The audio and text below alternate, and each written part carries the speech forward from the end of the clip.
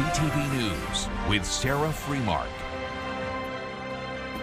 Be vigilant. Watch everything on your property. Be sure everything's tied down properly. Water levels have started to stabilize, but flood warnings in some areas are still in effect. Thanks for joining us. The bright rays of sunshine we saw across the region today were welcome signs for people still grappling with high water levels and the ongoing risk of flooding. CTV's Rob Cooper spent the day in our most impacted areas and brings us the good, the bad, and the hopeful. For the second straight day, Mother Nature has cooperated with people in flood-prone areas of Muskoka. A 48-hour reprieve from the rain has caught everyone's attention. Everybody's pretty tense, obviously. You know, I'd hate to see it go, that's for sure, but we're just hoping. This section of River Road is closed in Bracebridge today. While the water levels have gone down slightly in recent days, there are still plenty of properties still affected in town. Crews are still filling sandbags for residents just in case. Big East, which is a river up in the Huntsville area that we watch very closely, it's been down about 3 or 4 feet. So we're seeing the north branch of the river kind of recede a little bit. Our challenge continues to be at the mouth of the river in Bracebridge here, where both the north and south branch converge and discharge into Lake Muskoka. And that is where much of the attention is being given right now. But Mayor Maloney says things are overall much better today than even yesterday.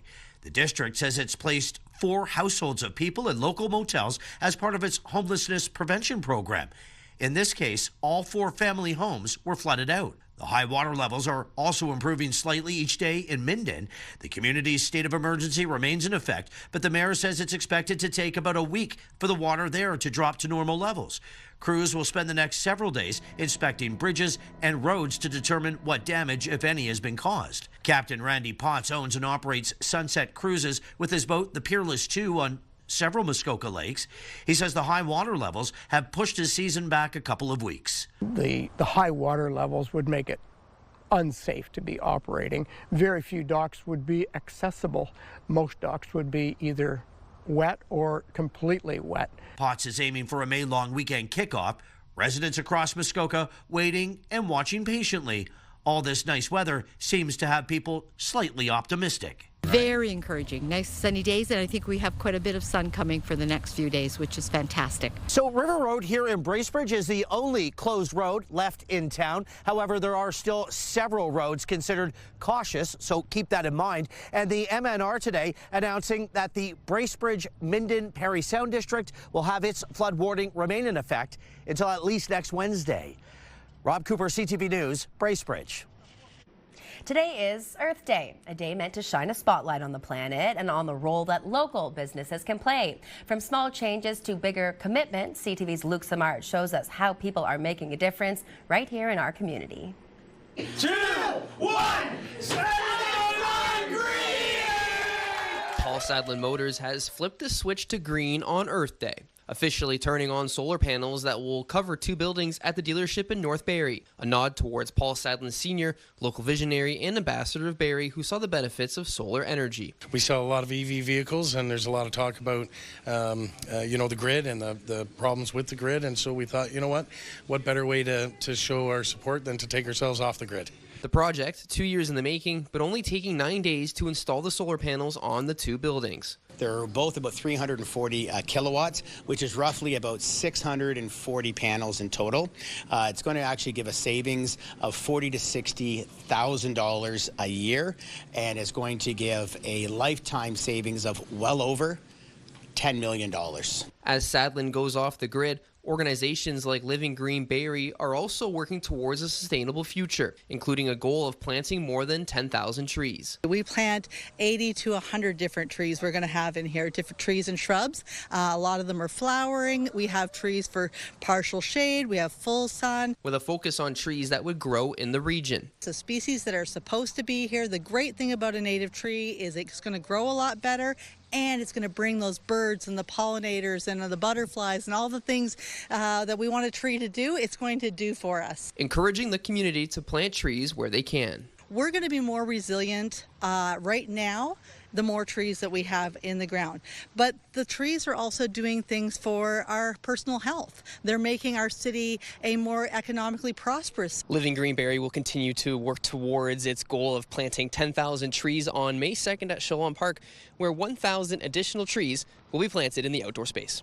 Luke Smart, CTV News, Barrie. And we will have more to come on this Earth Day with upcoming eco-friendly events. In fact, we'll be joined by Living Green Barrie Executive Director Andy Pellin, and she'll tell us when you can drop off old electronics here in Barrie and in return receive a seedling to plant, and when you can actually get dirty and help volunteer with the team as they hope to plant that 10,000th tree. It is a sure sign that winter is in the rearview mirror. Street sweepers are back on Barrie roads as crews get to work clearing months of build-up grit and debris. After an early start to our winter, heavy snowfall and a busy season of sanding, there is more grime than usual on our roadways, made worse by that salt shortage. To help maintenance keep to schedule, residents are being asked to avoid on-street parking when sweepers are in their area. And from city streets to the highways, let's take a live look at Highway 400. We can see Fairview Road and the Barrie Police headquarters there. There's that magnificent, massive Canadian flag as well. Drivers are seeing a smooth sailing tonight with clear roads, light traffic, cooperating weather, making for an easy commute through the Barrie corridor. Now, for those who aren't out on the roads, there's another place that you can absolutely make the most of today's conditions. That's Centennial Beach in Barrie with the mild weather and clear view of the water. Many are taking an opportunity to step outside, stretch the legs, enjoy a stroll along the shoreline. I just love that scene. Never get sick of it. People are welcoming the return of more seasonal spring weather. Case you know, Centennial Beach is one of my favorites. Oh, forget the beach. You look like you're ready for the barbecue. What's going on? I'm dressed as a gardener. Oh, sorry. Barista? Barbecue? What? It says garden. Did you get barista too? Yeah, I got people driving by orders. How about a Frappuccino? And you're like, I'm a gardener. Where's my shovel? You know? Absolutely Earth Day. Yeah, get out and enjoy. Maybe take a Frappuccino outside. Why not? Anything's possible when the sun's out and the temperatures are as beautiful as they are. It is Earth Day, of course. First look at the forecast. Brought to you by our friends at the graveldrivewayguy.com, your local gravel driveway experts. 16 degrees. Oh, feeling good. Winds, well, they're picking up out of the west, 22 kilometers an hour. Let's take a little peek at the temperature outside your door as we speak. 18. 18 in Newmarket, 18 in Mount Forest, 17 in Toronto, 13 in Collingwood, 11 in Owen Sound. And I'm going to tell you right now, it is 16 degrees in Orillia as we speak. Call it 18 as well up in Gravenhurst. Sun shining everywhere. There's the proof radar satellite images over the last little while, about 3 hours as a matter of fact. And quite lovely, lovely, lovely. And coming up in just a few minutes' time, temperature-wise, well, we've got 18, 19. Do we have 20? I do believe we see a 20 in the distance. That's what this barista is going to stand by anyway. And coming up in the next few minutes, I'll let you know how long the sun's going to shine and when we're also looking at a chance of more shower activity moving into our area. All that coming up in a few minutes' time. Back inside. Thanks for that, Case. A small but iconic bird species has been brewing discussion, often heated throughout Georgian Bay. As Wasaga Beach's beachfront redevelopment progresses, concerns grow around the town's ability to protect the endangered piping plover. CTV's Mike Lang explains. The town of Wasaga Beach has admitted to a construction mistake. Though declining to go on camera, the town accepting fault in a public media release on Tuesday to a small area near Spruce Street at Beach Area 1 being mechanically groomed in error last week, adding that it was flagged and stopped. That's really making the case for an emergency order for our clients. The town in its release says the raking did not meet its standard for care in what was deemed a, quote, sensitive area. The mishap being jumped on by environmental groups when it comes to protecting the piping plover after beachfront lands were transferred from the province to the town to help accelerate redevelopment. There's under 10 pairs of piping plovers that have been documented in the last year breeding in the province during the spring season. The concerns have escalated into legal action against the town and the federal minister of the environment and climate change, calling for protections to be put back in place. Even if the town were well-intentioned here, what law is there for them to enforce to protect the plover? What law is there against destroying the piping plover habitat? Eco-Justice Canada, representing environmental defence in Ontario Nature, claiming that the town has not taken enough action. We haven't seen anything that makes that actually on-the-ground difference that the birds need. Town staff say Mayor Brian Smith was not available for interviews on Wednesday to address the claims in the emergency order. A spokesperson for the town told CTV News its beach management practices will remain consistent with established protocols, ensuring continuity and care during this transition. A small social media group, Friends of Piping Plovers of Wasaga Beach residents, says plover survival is higher when communities are involved and invested. In the short term, the team at Eco-Justice is seeking an interim injunction, which they say would prevent anything from happening to the piping plover habitat until the legal proceedings play out. Those timeframes and the effect of the ongoing construction here at the beachfront remain to be determined. Mike Lang, CTV News, Wasaga Beach. From the future of land in Barrie and what's built on it to compensation for our city representatives, tonight's public consultation meetings could look and sound a little different than the last. For more of an explanation, let's go to CTV's Jack Morse. He joins us live tonight. Jack, what exactly can we expect tonight from Council? Well, Sarah, development is on the agenda. There's a pair of public meetings. First for a townhouse project that's along Ardell Road, and second is for towers on Bradford Road. Councillors will also have a chance to weigh in on the newly annexed lands from Springwater and Orillia. There hasn't been much disagreement at Barrie Council about those new lands. Only one person spoke at a public meeting last week, despite at times heated debates which raised over the annexation over the last 3 years. Industrial lands were the big sticking point. Barrie has set aside 2 areas in the plan, both formerly part of Springwater Township. In the north, between the 400 and Highway 11, and in the west, along Sunnydale Road past Wilson Drive. Much of that land is currently farmland. The proposed zoning for the new lands under the official plan goes to General Committee tonight. So there will be some discussion, there's no question, but most of the heavy lifting has been done at this point. Our staff team has worked incredibly quickly to be able to get this, 4 months into the new year, 5 months after we found out that we were going to be bringing it in on January 1st, to get all of the OP issues moved forward and out of the way. It's been lightning speed, and we are yet to see anybody arguing with the approach that they've taken. Council will also hear tonight about proposed pay increases for mayor and councillors, as well as more benefits for them. The mayor says it will make it easier for councillors to do the jobs they have to do. Sarah. All right, that's CTV's Jack Morse reporting live, and you will have an update for us on that council meeting at 11. Thanks, Jack. Now to an update on the sentencing of a Midland woman who pleaded guilty to helping her boyfriend escape after he allegedly killed her ex-boyfriend. CTV's Mike Arcelides reports on the sinister case, but a warning some details may be disturbing to viewers. Following a joint submission proposed by the Crown and defense, it's unlikely 20-year-old Mackenzie Herod will be spending any more time behind bars after pleading guilty to being an accessory after the fact to murder in the killing of her former boyfriend Kyle Farrows. Herod left the Barrie courthouse after her sentencing hearing before Justice Michelle First, who was presented the joint submission for an 18.5-month conditional sentence that will include house arrest, followed by curfew. Herod, who is now 20, admitted to helping the man accused in Farrow's death escape. Herod said the man stabbed Farrows December 14, 2023 at Farrow's downtown Orillia apartment. While staying at his place that night, Herod claimed Farrows put a knife to her throat and held her down on his bed until the man accused in Farrow's death intervened. Herod admitted to smashing a bong over Farrow's head, which may have knocked him out before he was stabbed in his neck and chest. The court heard Herod then clean blood in the apartment, and they both fled. Herod and the man now accused with murder were arrested days later. Herod said she was high on crack and marijuana the night Farrows died. Initially charged with second-degree murder, Herod was granted bail 4 months later and has been under strict conditions that included wearing a GPS ankle monitor.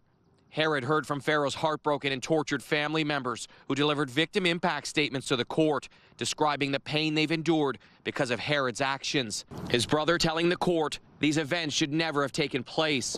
As Herod wept, Farrow's mother told the court, "You took away a piece of our hearts when you helped take his life that day." The trial for the man accused in Farrow's death will begin later this year. Herod is scheduled to be sentenced by Justice First in late May. Mike Arcelides, CTV News, Barrie. A note for commuters who rely on the Barrie GO line, you might want to take an extra look at the schedule before heading out the door.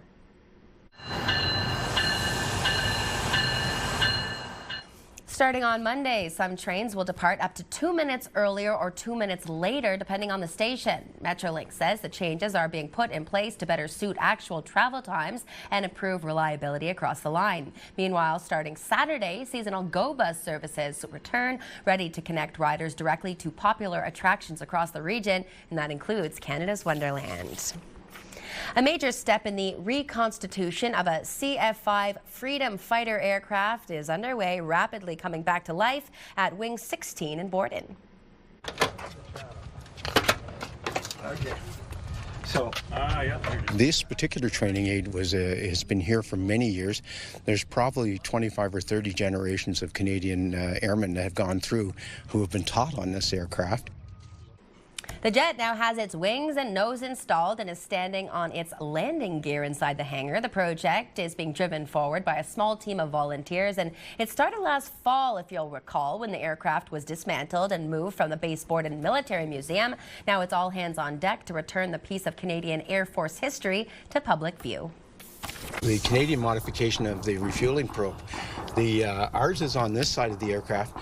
The really interesting thing is the Americans have a similar system, but they put theirs on the opposite side. It's an external restoration only, and when you look at the airframe, it will look like a complete F5, but none of the internal components will be there. It's a museum artifact, so it's becoming increasingly rare. And this is one of the things that we're extremely conscious of. When these aircraft first go out of service, there's a number of them around, and so nobody tends to preserve them. Now that this one's been retired, this fleet's been retired since about 1985.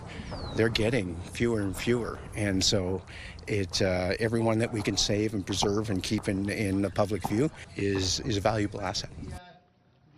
Once all the work is complete, the aircraft will be installed as a display outside Croyle Hall. I've been really enjoying following that restoration. We are now 50 days away from the start of the World Cup, and today FIFA released additional tickets for the 6 World Cup matches in Toronto. Tickets for all 104 games in the tournament went on sale at 11 a.m. today, available in various price categories. The organization says that tickets will continue to be released to the public on an ongoing basis up until the final match on July 19th. That's subject to availability. Jerseys are packed, skates are sharpened, and the game faces, they're surely on. The Barrie Colts have rolled into Brantford ready for puck drop tonight. The team is beginning their best of 7 OHL Conference Championship Series against the Bulldogs, looking to keep that win streak alive. It's a battle for the Bobby Orr Trophy, just another stop on the road to the Memorial Cup. Expectations of how the series plays out, I don't really have a good answer for you. The only thing that I expect from our group is that we are going to be prepared, we're going to be ferocious, we're going to be intense, and we're going to give Brantford everything they can handle. I think we just got to play our style of game. We got to play physical, a lot of energy, a lot of juice, get under their skin and, make the skill plays when they're there. Now Barrie's co-captain, Kayshawn Aitchison, who we just heard from there, also hoping to keep up his record-setting year, which has earned him a nomination for OHL Defenseman of the Year. For now, tension is building inside TD Civic Center in Brantford. All eyes are on the ice as fans begin to trickle in. The road to the Memorial Cup is brought to you by the Boots and Hearts Barn Burner Charity Hockey Game. Still to come, for the love of community, volunteers right across our region are being honored this week, and there's always a need for more. We'll let you know where and when you can lend a hand. Plus, they're hitting all the right notes. This Collingwood choir is putting on a one-night-only performance you don't want to miss. Stay with us. You're watching CTV News Barrie.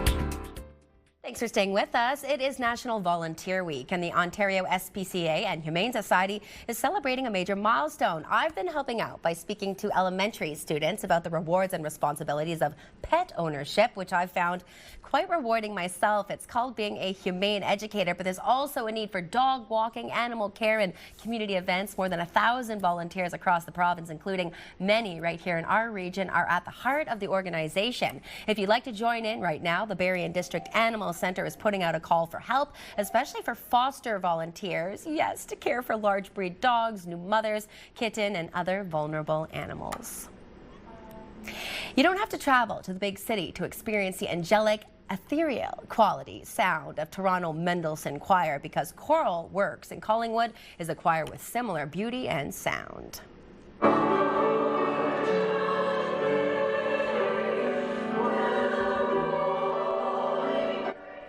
Choral Works presents the Choral Spring, featuring a Gilbert and Sullivan snapshot, songs of Canada, and Haydn's Lord Nelson Mass, all in one memorable evening in Collingwood.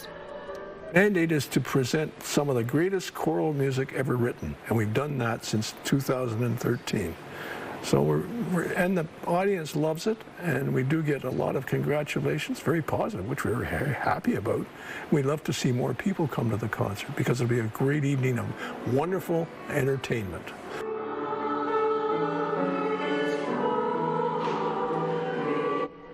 You can take in the beautiful sounds of Choral Works and the concert on Saturday, May 2nd at the First Presbyterian Church in Collingwood.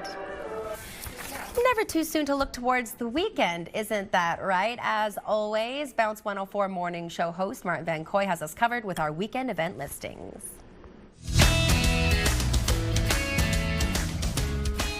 Hi, I'm Martin Van Coy for Bounce Radio, and these are your weekend events for Pure Country 106 and Bounce 104.1.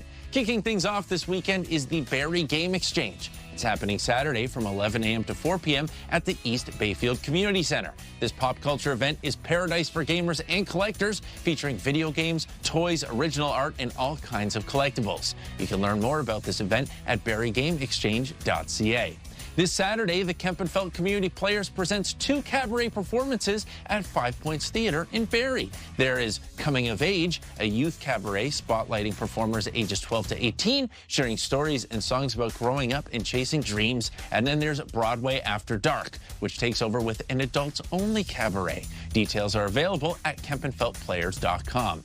Saturday also marks the return of the Elmville Maple Syrup Festival. It's running from 8 a.m. to 5 p.m. throughout the village, and the fundraising event supports schools, libraries, music programs, and community projects. It also features maple syrup producers, family activities, and food. You can get the full festival rundown at emsf.ca.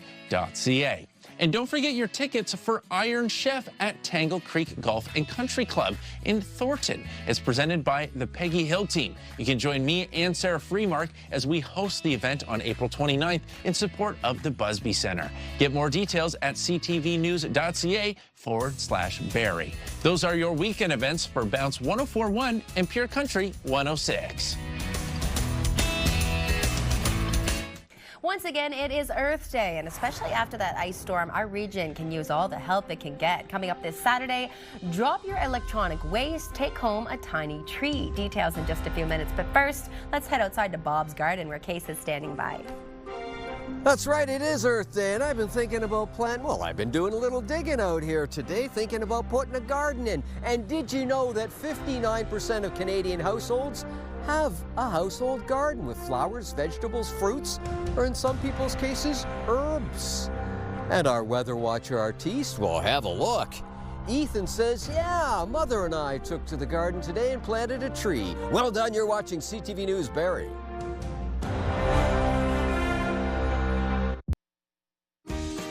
Hi, we're Martin and Steph from Bounce 104.1. And this week on the show, we're giving away tickets to the CLH Red Carpet Concert with William Prince. And Bounce to the Bank continues. Yes, so make sure you tune in Monday to Friday from 5:30 to 10 for your chance to win. Picture this, brought to you by Bounce 104.1 and Pure Country 106.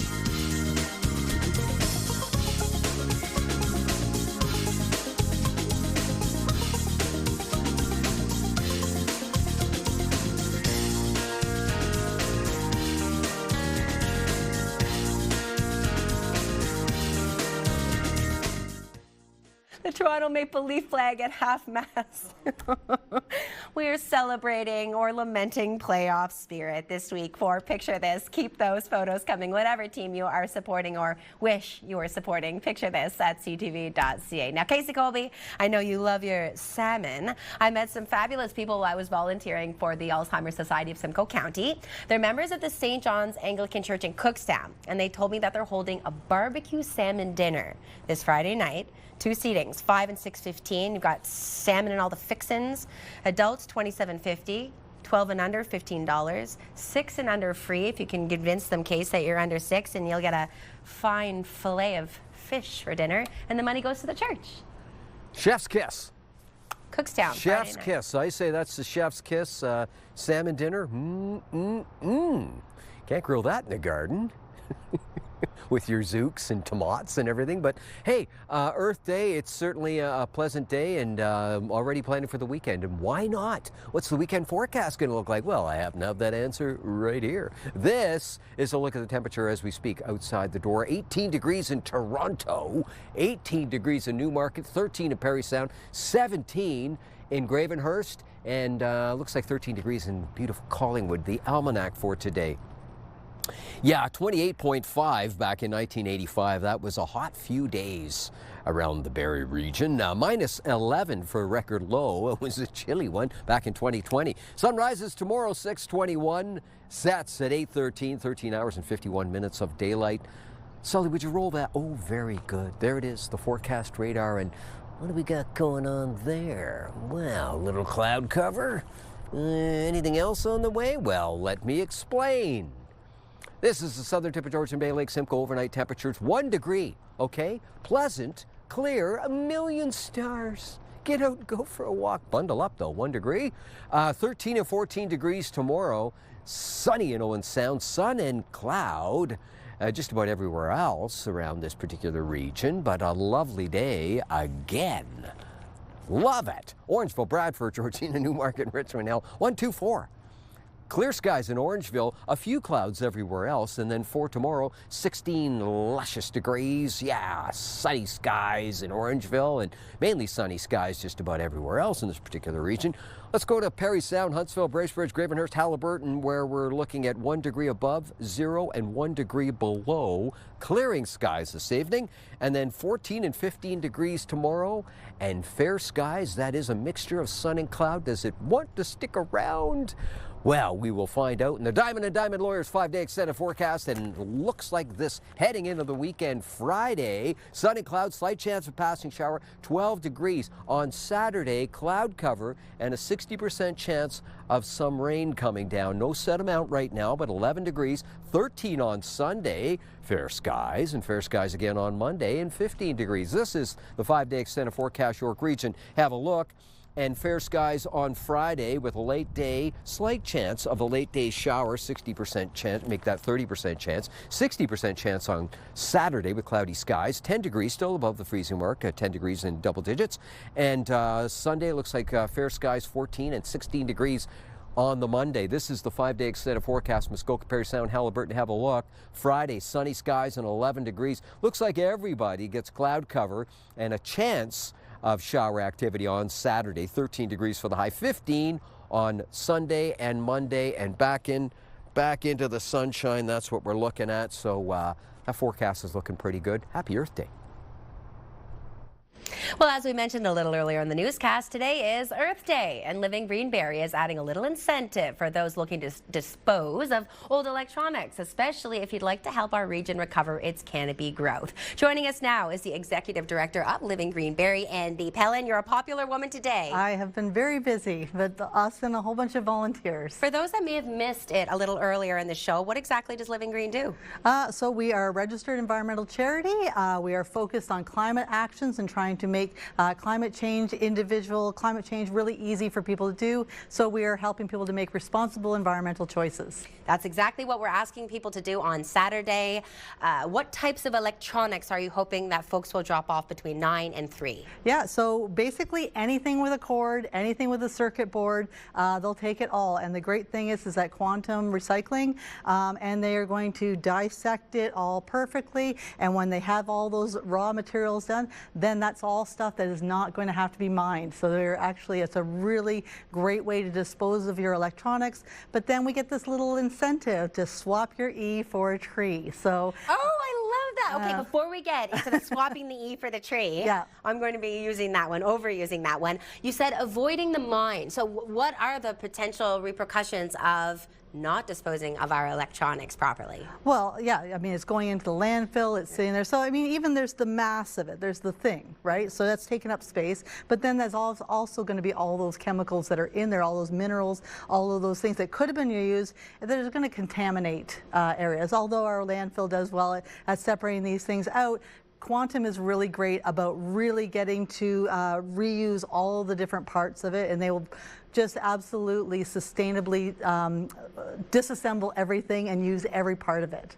Okay, so we are dropping off our E being electronics for a tree. What type of little seedlings will you be exchanging? Well, we're going to have a whole bunch, because that's what we talk about all the time, is if we wouldn't just do pines, because what if pines don't make it in this area? So we'll do pines, we'll do cedars, we'll do red buds, we'll do some little flowering shrubs that bring in the pollinators and things like that, because really it's about creating diversity and making sure that if somebody has some preference, that they're going to get that preference in one of the little trees that we give them. We're looking at some video right now of you and your fabulous volunteers hard at work, and there's an opportunity. You're always looking for volunteers. When's the next chance for people to actually get involved? Just next weekend? Yeah, so this weekend is to swap your E for a tree. Then the following weekend, we're right into tree planting season. In May, we are just swamped with tree planting. We have a goal to get a lot of trees in the ground. So our first one is on May 2nd, Saturday, May 2nd. Between 10 and noon at Shalom Park. And yeah, we'll just bring the community out, and we're hoping to get almost 1,000 trees put in just that day. So we'll see how many people we can get out for that. It'll be a really fun one. I love your energy. It is contagious. Thanks so much, Andy. Yeah, thanks for having me. Yeah, now we will remind people that this Saturday between 9 and 3 is when you can drop off your electronics. The address is 220 John Street here in Barrie. The next Saturday is when you can do the planting. Our digital team has put together a very comprehensive article. You can find it on the website, ctvnews.ca/Barrie. If you are set to take to the sky, keep an eye on your travel plans. Why more flights are being slashed amidst rising gas prices. Plus, we'll recap tonight's top stories. You're watching CTV Barrie.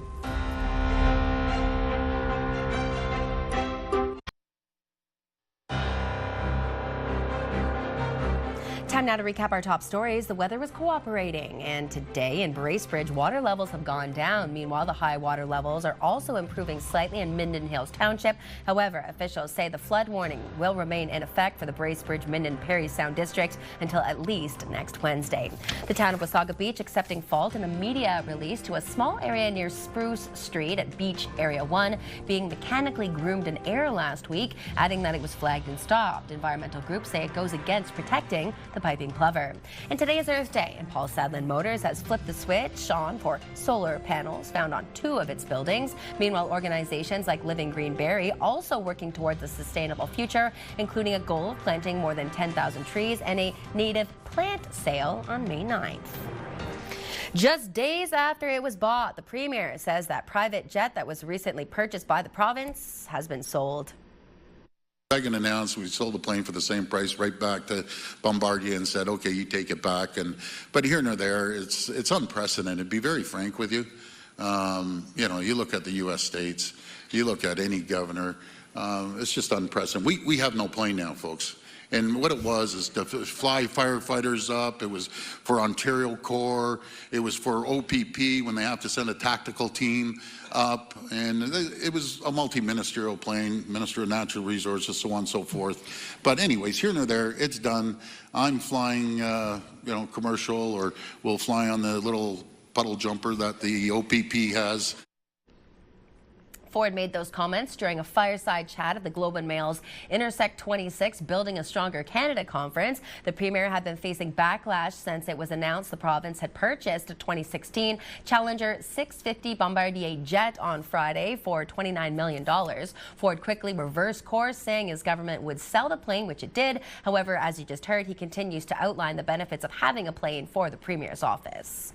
And more turbulence ahead for travelers as Air Transat joins a list of of carriers slashing flights and efforts to cope with the soaring price of jet fuel. CTV's Geneviève Beauchemin has more. At the airport, the excitement of travel is dimmed by worries over flight plans. Well, we booked our trip a long time ago, and so thankfully we got a very good discount. And now, if I was traveling, I think I would probably wait till after summer and see if things calm down and see what happens with the world. Transat is canceling hundreds of flights, pointing to soaring jet fuel prices and a looming shortage in Europe.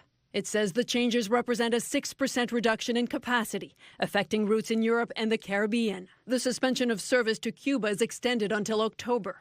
I'm just crossing my fingers. Rebecca O'Sullivan booked a dream European vacation with Transat months ago for her 40th wedding anniversary. So it's just, I'm in a state of limbo, and I'm sure so many people are in a state of limbo, you know, and there's nothing we can do. Air Canada and WestJet have also trimmed capacity, while Lufthansa has cut 20,000 short-haul flights. United Airlines said today its prices may have to rise by 20%. This is the biggest crisis the airline industry has had, bar none. In Canada, airlines need to rebook passengers on cancelled or delayed flights on the next available one, departing within 48 hours. But that may not be a solution. If there's no flight to go within 48 hours, what do you do? So refunds are the only thing in town. So there's a bunch of rules that are going to have to be looked at again. And insurance may not cover other costs, classifying this crisis as an act of war. Refunding my flight does nothing for me because I still have to pay, you know, quite a bit of money for my tour. So refunding me, I don't want a refund from the airline. I want to get there. And as airlines pass on some of the expense to travelers, some say they'll just have to stay closer to home. Geneviève Beauchemin, CTV News, Montreal.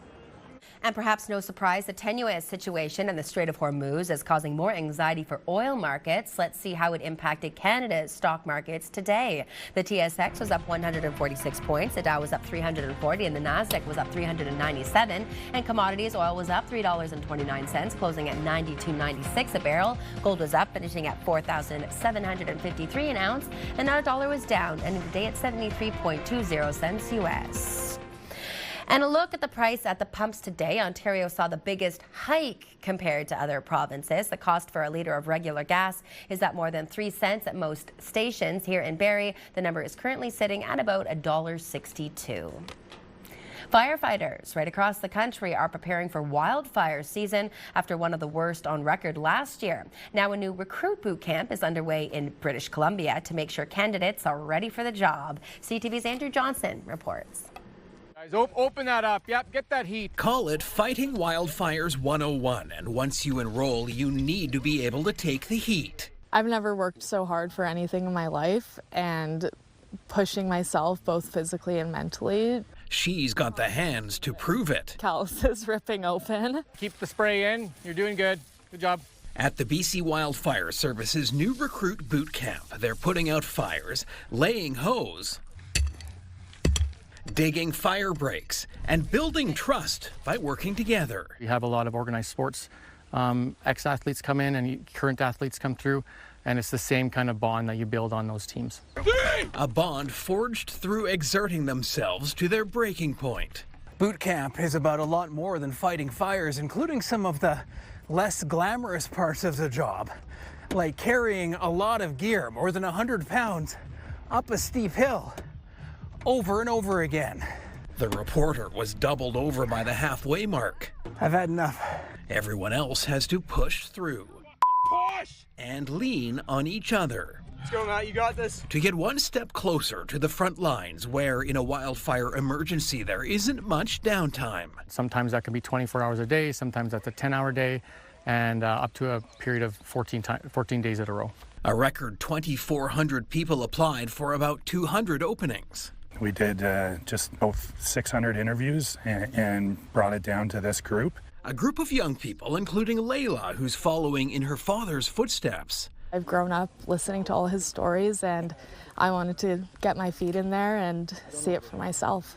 And Max, who loves the outdoors and wants to protect his home province. I'd love to make this my career. I want to come back every single summer and eventually full-time. That would be my dream. We need water! The dream and the season start now. This crew is expected to be fighting fires right up until the end of October. Andrew Johnson, CTV News, Merritt, BC. Well, if you had to guess what Vladdy's favorite part of Toronto is, what would it be? Coming up next here on CTV Barrie, our team will ask him that very question, and the answers will sure to bring a smile to your face. Stay with us.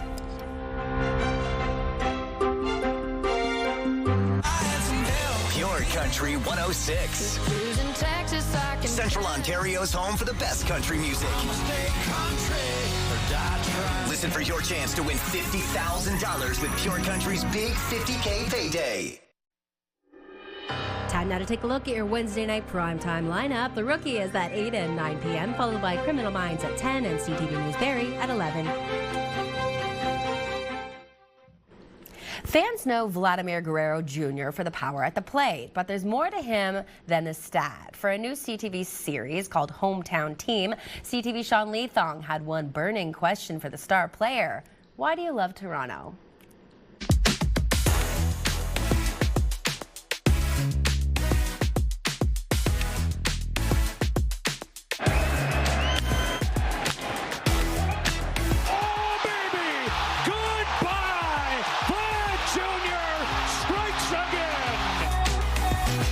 What are your earliest memories of playing baseball? I think so, my dad played.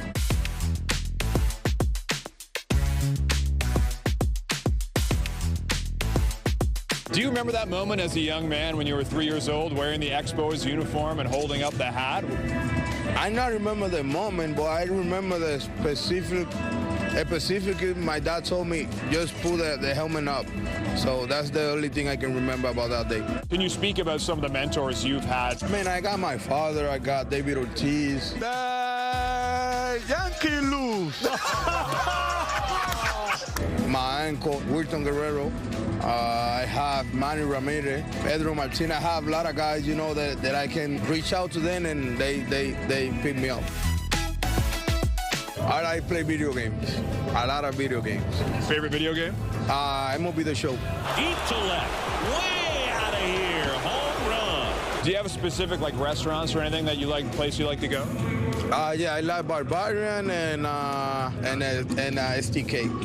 So I like the steak. Your favorite moment as a Blue Jay? I say when we make the World Series last year. Tell me the feeling of going to your first World Series. I mean, that feels amazing, you know, but everybody does their part. What do you think of when you think of Toronto?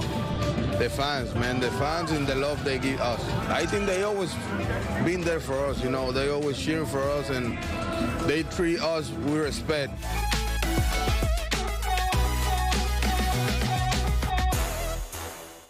Okay, speaking of things we love and gardening, I told you my favorite spring flower are daffodils, and that's because they pop up first at my dad's farm. He just texted me this picture. It's of daffodils, and the caption, absolute beauties.